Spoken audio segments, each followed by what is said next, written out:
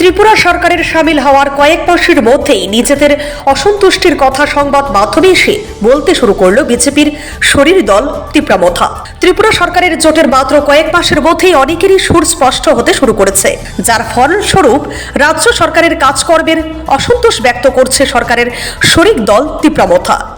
রাজ্য সরকার অনেক ক্ষেত্রেই নেতিবাচক ভূমিকা নিয়ে কাজ করেছে বলে অভিযোগ তীব্রামথা দলের সভাপতি বিজয় কুমার রাঙ্খলের। সাংবাদিক সম্মেলন করে রাজ্য সরকারের বিরুদ্ধে এভাবেই নিজেদের অসন্তোষের কথা ব্যক্ত করেন। এদিন তিনি বলেন, ত্রিপাক্ষিক চুক্তি মানছেন না বর্তমান রাজ্য সরকার, ফলে পঞ্চায়েত নির্বাচনে একক শক্তিতে লড়াই করতে তাদের প্রস্তুত দল। কারণ নির্বাচন নিয়ে বিজেপির পক্ষ থেকে এখনো তাদেরকে আনুষ্ঠানিকভাবে কিছু জানানো হয়নি। এমনকি রাজ্য মন্ত্রিসভায় তাদের দলের যে 2 জন মন্ত্রী রয়েছেন তুলনামূলকভাবে কম গুরুত্ব দেওয়া হচ্ছে তাদের বলে অভিযোগ করেন। এদিকে দলের প্রতিষ্ঠাতা প্রদ্যুৎ কিশোর দেববর্মন ত্রিপুরায় পঞ্চায়েত নির্বাচনে একক শক্তিতে লড়াইয়ের প্রস্তুতি নেওয়ার বার্তা দিলেন। সামাজিক যোগাযোগ মাধ্যমে এক্সের এই বিষয়ে নিজের প্রতিজ্ঞা ব্যক্ত করেন এবং আগামী নির্বাচনে একলা চলার ঘোষণা দেন। এই বিষয়ে ত্রিপুরা প্রদেশ বিজেপির মুখপাত্র রবীন্দ্র ভট্টাচার্যকে জিজ্ঞাসা করা হলে তিনি বলেন, তীব্রামথা সরকার গঠন হওয়ার অনেক পরে জোটে সামিল হয়েছে।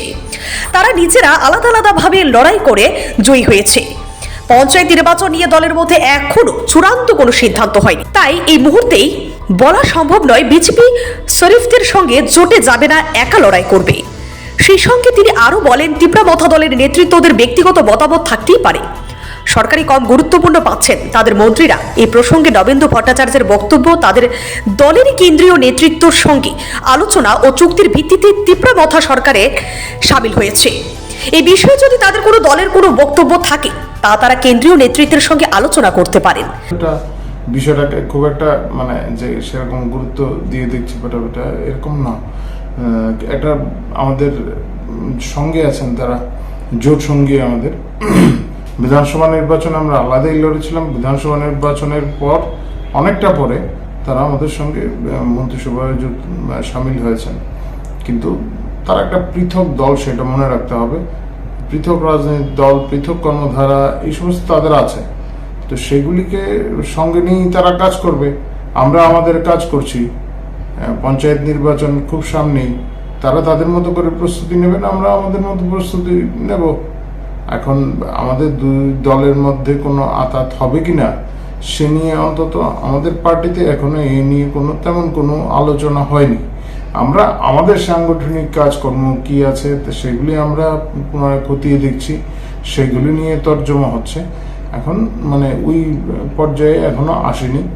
এগুলি পরবর্তী পর্যায়ে দেখা যাবে, তারা আমাদের সঙ্গে সম্পর্ক আমাদের থাকে কিনা, ওই নির্বাচনে আমরা একসঙ্গে লড়বো কিনা, সেগুলি পরের বিষয়। আগে তো আমাদের সাংগঠনিক বিষয়গুলি আমরা দেখব। তারা হয়তো তাদের মতো করে তাদের রণনীতি তৈরি করবেন, কিভাবে তারা এই নির্বাচনে লড়বেন, সেটা সময় এলে দেখা যাবে। তাদের সঙ্গে আমরা জোট হয়ে পঞ্চায়েত নির্বাচনে লড়বো কি লড়বো না। আর ভিলেজ কাউন্সিল যেটা বলছেন, সেটা স্বশাসিত জেলা পরিষদ অধ্যুষিত এলাকায় যে পঞ্চায়েতগুলি আছে সেগুলি নির্বাচনের জন্য আমাদের তরফ থেকে আমরা প্রস্তুত। আমরা সাংগঠনিকভাবে আমরা প্রস্তুত, আমরা আরো আগেই প্রস্তুত ছিলাম, কিন্তু প্রশাসনিক কিছু জটিলতা আছে, সমস্যা আছে ওই সমস্ত জায়গায়। সেই সমস্ত কারণে হয়তো হয়ে ওঠা সম্ভব হচ্ছিল না, কিন্তু আমরা রাজনৈতিকভাবে আমরা তৈরি নির্বাচনে লড়ার জন্য। এবং যখনই রাজ্য নির্বাচন কমিশন এই সংক্রান্ত বিষয়ে কোনো বিজ্ঞপ্তি জারি করবে বা তাদের নির্বাচন ঘোষণা করবে, তখন আমরা নির্বাচনের লড়াইয়ের জন্য তৈরি। সেক্ষেত্রেও তাদের সঙ্গে আমাদের জোট হবে কি হবে না সেটা পরের বিষয়। আগে আমাদের বিষয়টা আমরা সুনিশ্চিত হয়ে যাব, তারপর তাদের সঙ্গে আলাপ আলোচনা হবে। সেক্ষেত্রে তো সেটা সবাই বুঝতে পারেন, জোট সঙ্গীদের সঙ্গে কি যেইভাবে আলোচনা হওয়ার, সেটা আমাদের আমাদের সংগঠনের সর্বোচ্চ স্তর থেকে সেই সমস্ত আলোচনাগুলি হবে।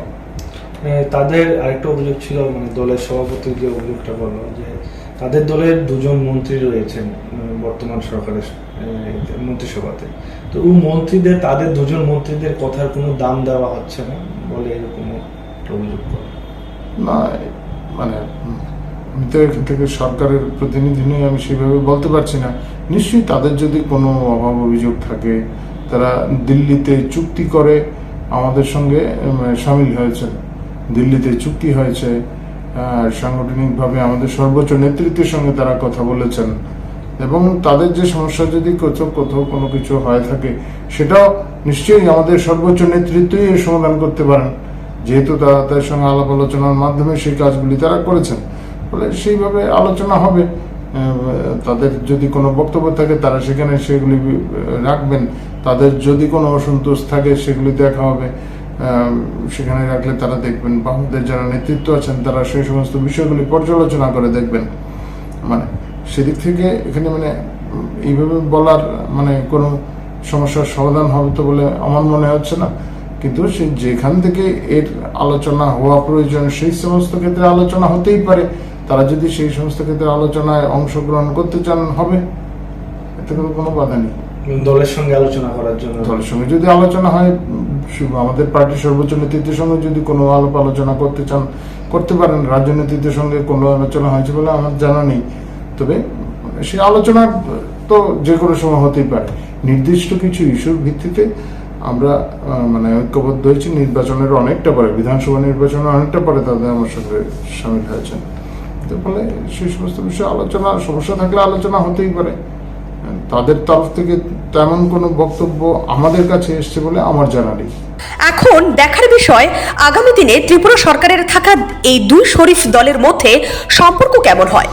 আগের তুলনায় ভালো হয় নাকি নিজেদের মধ্যে দূরত্ব ক্রমশ বাড়তে থাকে, তা জানার জন্য অপেক্ষা করতেই হবে। Bureau report, CNE TV. CNE TV, channel for news and entertainment.